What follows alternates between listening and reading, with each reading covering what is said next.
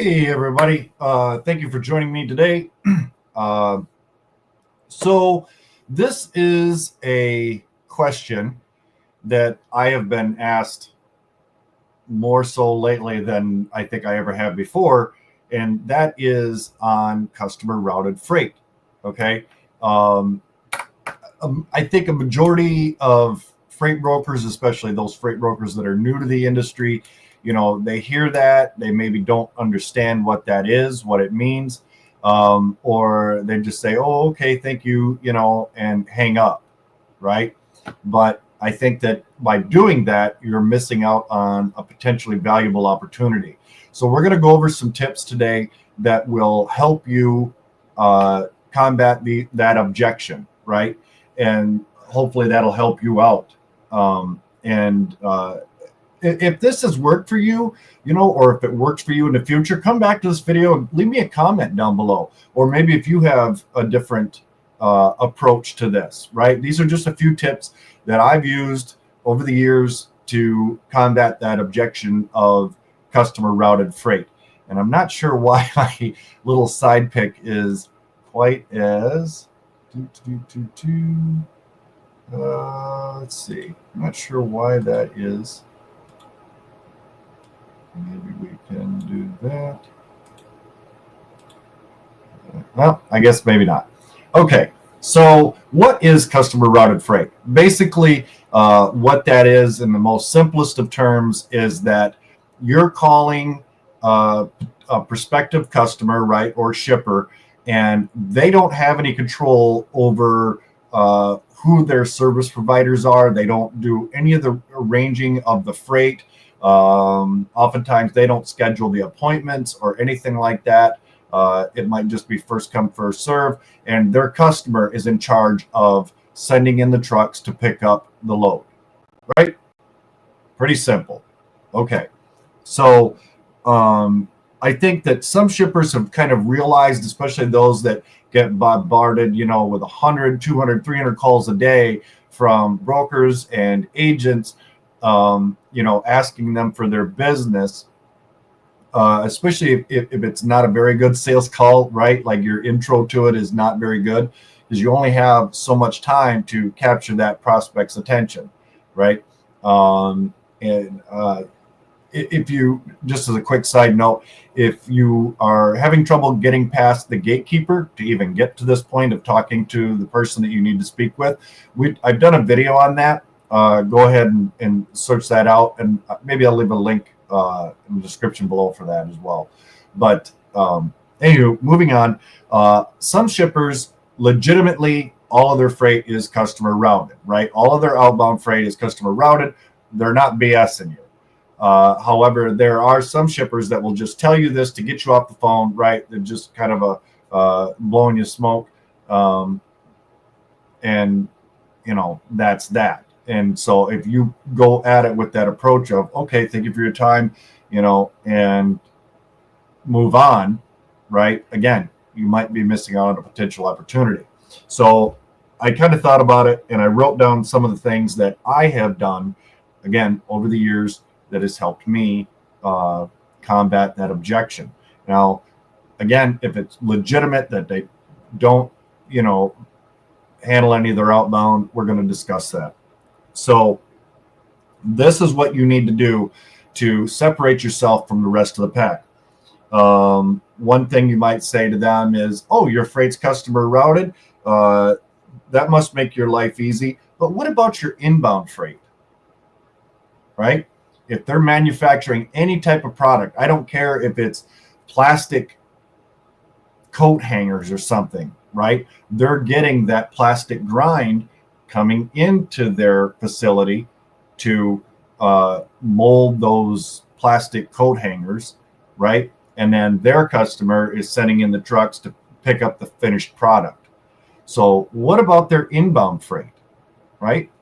Okay, that's tip number one.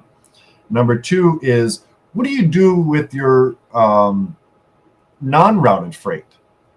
Okay, maybe not all of it is customer routed. Maybe 80% of it's customer routed or 60% customer routed, right? But they still have a percentage of their outbound freight that is not customer routed. You'd be surprised the number of times that you call a customer and you ask them that when they say that their freight is customer routed, that they'll say, well, we 10 loads a day that isn't customer routed that we're in charge of, in which case you might say, hey, I'd love to review those lanes for you. Maybe the broker that they've been working with, it's kind of just an automatic thing, right? They haven't updated them with rates or anything. And if they're not under contract, it still might be an opportunity for you to, you might be realizing that, that current broker that they're working with is charging them, $2,800 on a $2,000 lane, right? So, that would potentially be an opportunity for you. But don't get so fixated on price either, right? As we've always said before, don't let that be your determining factor to get into a customer. Okay. Also ask them if they've ever considered taking control of their outbound freight to kind of maybe combat some of the congestion that they're getting at their docks, and scheduling issues and things, because sometimes shippers will run into a situation where when it is customer routed, their customers are sending in trucks and there's it's just causing problems, right? Now I've talked before about reading Google reviews on different shippers, right, before I even make that phone call, because one of the things that I like to know is, are drivers having issues picking up at these facilities, right? So if you see 75 reviews and 90% of them are got here at 7 a.m. or 8 a.m. for pickup, it's now 6 p.m. and I still don't have a door yet, well, that's a bit of a problem, right? Or had a 3 p.m. pickup, right? And now it's 11 o'clock at night. I still don't have a door, or I got a door, but I'm not loaded, that type of a thing. That might be an issue of customer routed freight. And if you can help combat that, right, that they might take control of that and just tell their customer, no, we're going to start handling the transportation from here on out because it's causing too many issues on our end, right? The next one is if they have more than one location, right? Sometimes you'll call a prospect and they've got 2, 3, 4, 5, 6, 10, 20 different locations, right? What do they do? What do they do with their intercompany shipments? Because sometimes you'll end up with transfers from one facility to one of their other facilities, or from DC to DC, that type of thing. So, that's another way to potentially gain business with a customer who says that their freight is customer routed. Okay. And lastly, ask them how they're handling customer difficulties or delays in getting freight picked up. Now that kind of goes along with one of the previous tips that I just gave. How are they handling these issues, right? Or if they've got a delay with a customer saying, hey, we had a truck scheduled to pick up, there at 2 p.m., but it's noon now, and now they're telling us they can't make it, right? You could be a fallback situation.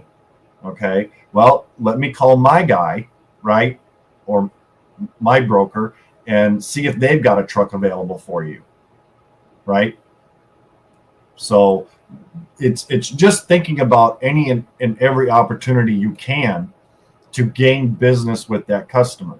Now, if they still say nope, 100% of our stuff is customer routed for our outbound, our suppliers are in control of our inbound, right? You're hitting dead end after dead end with these tips.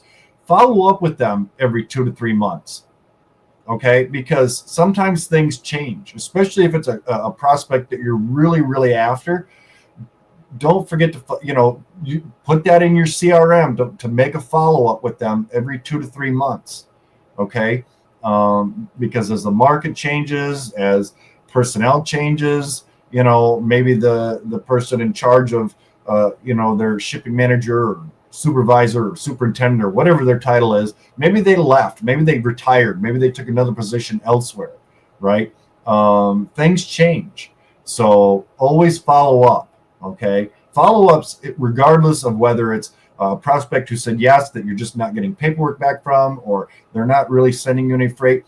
Follow-ups is like one of the number one things that you really need to do on top of making that initial call, okay? So I hope these tips helped you today. Again, don't forget to check out all of my tips and tools that I use in the description down below. You know, there's just a few, if you know, of my recommendations. They've been really, really great. You know, Operfi is our group's factoring partner. eCarrierCheck, Nate and Jared over there. Those guys, don't forget to check out their channel. Those guys are gold, right? A lot of great information, along with Danny over at Holland Cash from Operfi. Such a wealth of information over there when it comes to things like factoring contracts and things to watch out for and avoid. You know, how to you know, better succeed in your trucking business or as a broker, right? Things that you can do to increase your ROI, right? And pitfalls to avoid. Just so much stuff there. And obviously, if you need a DAT subscription, they've been kind enough to provide us with a discount for 10% off for your first 12 months, right? So don't forget to check that out. Again, I love DAT. It's kind of my go-to. I know everybody has a favorite, but that's my favorite, so it's in there, right? So I hope everybody's having a great day. Keep doing, you know, making those cold calls and put these tips into you know, part of your sales process, and let me know how that works out for you. Okay, I love everybody's feedback. So with that, I'll let you get back to the rest of your day. And till next time, oh, where's my, there it is. Okay, I got lost there for a second. Till next time, we'll see you later. And as always, be kind to one another. Bye-bye.